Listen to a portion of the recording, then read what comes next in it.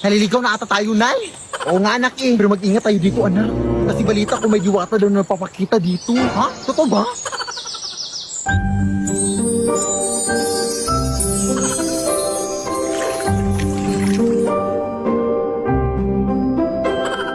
My name is Jushin, the beacon of spirits, the new mage hero in Mobile Legends. Bang bang. Ang ganda mo naman po. Ako pa ba? I am a mysterious woman who guides the ember butterfly using my lantern of spirit. Ay, ito yung flashlight yan, hindi yan lantern. Ay, joke, saan ba yun? Ay, eto.